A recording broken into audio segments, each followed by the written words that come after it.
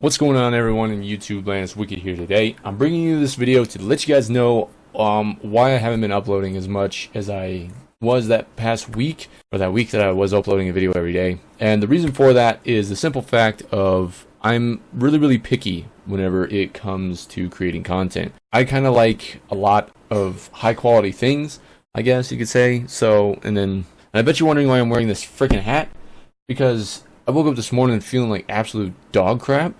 So I don't understand how your body works sometimes. You know, you can go from being absolutely fine 1 minute to absolutely feeling like garbage the exact next day. You know what I mean? Anyway, getting back to what I was saying about this is I'm very picky whenever it comes to content, and usually if the quality is not very great whenever I'm watching someone else's stuff, no offense if it is, I don't really much like watching it. And so I wanted to create stuff that was pretty much top quality, because I know that's going to bring more audience nowadays because of the day we live in. I mean, maybe back in the day it was okay to have, you know, whatever, but you know, and a lot of people say, well, certain people they record on their phones and they still get hundreds and thousands of views. True, but the problem is with that is if you're a no one, if you're nobody, right? So you don't have anybody, and you start recording off a phone that has like 2 megapixels, nobody's going to want to watch it because they don't know who you are. I mean, like, everyone argues that, oh, Optic Scump records on his phone still and people still watch. Yes, that's because Optic Scump has already branded himself and is a higher brand. So he has he's a top guy. You know what I mean? So, of course, people are going to watch his stuff even if it is kind of crappy quality, which it really isn't. So, that being said, I wanted, and being, you know, on the ground level, I wanted to be able to create stuff that I enjoyed watching. That's kind of the way I did, is how I approached it, is how am I going to create the best content possible. My last PC was an AMD 4300, I think. So it's just a 4-core processor, and if any of you know, you can go on Newegg, I think, and get that same exact processor for only like 80, maybe even cheaper now, like $70 probably. So I had that, and whenever I was streaming and recording and stuff, it worked, you know, but it wasn't as good as I wanted it to be. I decided that, you know what, it's been 2006 since I did a computer build, so I want to build a computer. And I was going to build a pretty much top-of-the-line computer. But I decided to take just one step back from that. So it is still one of the top-of-the-line computers out on the market. It's probably one of, well, the specs are some of the best products you could buy right now. It is a brand new Broadwell. So what I decided to upgrade to is this bad boy right here. Yep, and as you can see right there, i7 6900K. So this is an 8-core processor with 20 threads, if I'm not mistaken. I could be wrong, but or 18 threads, something like that. I don't remember off the top of my head, but it has 20 megabytes of cache. That is insane. So super fast processor. I threw everything I possibly could at it to see what would happen, and it didn't even break a sweat. Like my streams, like I tweaked my tuning to my streams to where I don't even remember where I was. But anyway, so I was going to end up getting the 6950X, but I decided not to do that and I was going to get the GTX 1080. So instead of doing that, because I just had a 1080p monitor, I mean, yeah, I could go all the way up to 1200p, but I didn't want that, I guess. I wanted something else. So I took a step back. So I got this processor, which is about $500 cheaper. I ended up getting the MSI GTX 1070, the MSI one.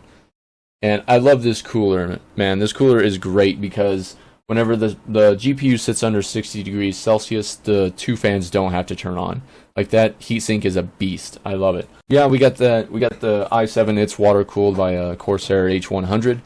Then I have, as you can see back here, these 2, but there's actually 4. There's two more over here. But I have 32 gigabytes of DDR4 GeiL Superlace memory or RAM at 3000 megahertz, and I could overclock it, but you know, it's fast enough. I mean, it's crazy. It's insane how fast this computer really is. But I had a problem. So, you know, I had everything going, had everything built, everything like that, good to go, and booted up fine. Went in the BIOS, did the tweaking and all that stuff like that. So everything was great. And oh, also too, I'm rocking the MSI Pro Carbon gaming motherboard. So it's all RGB. That's why this thing's lighting up all different colors and stuff like that. So yeah, and then like the RAM discs, I don't have control of that. They do that on their own, which I think is kind of cool. A lot of people are like, oh, I wish I had more control over it. It's kind of stupid. But honestly, I think it's kind of cool. It adds more like, just like, I don't know, like makes your computer a person, maybe? I don't know, something like that. But you know what I mean. Has like an intelligence of its own, I guess you could say. So the RGB motherboard, I had to get that. As soon as I saw it, I was like, this is freaking amazing. You know, I'm not much of an avid overclocker anyway. I mean, I know how, but I don't like push the limits. That's not what I'm really into. It doesn't really bother me.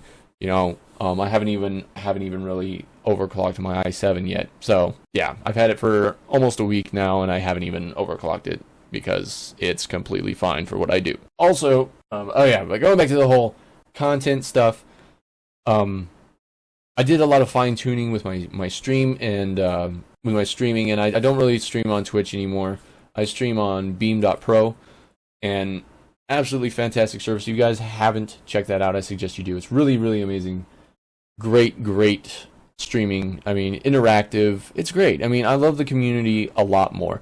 Twitch, the community is kind of dead. Beam.pro is completely different. You can interact with it. You gain these things called sparks for the longer you watch someone. You level up for the longer you stream and watch someone. You interact with their stream. I mean, like if you have a game like Minecraft, you can go ahead and go in there and do all that stuff. But yeah, so that's what's been going on. I'm not going to go too much into Beam. I mean, just go check them out. They're really, really cool if you guys want to check it out, because I am able to stream in 1080p. And even if you have the worst internet in the world, you can choose your own quality. If you need 480p, you can.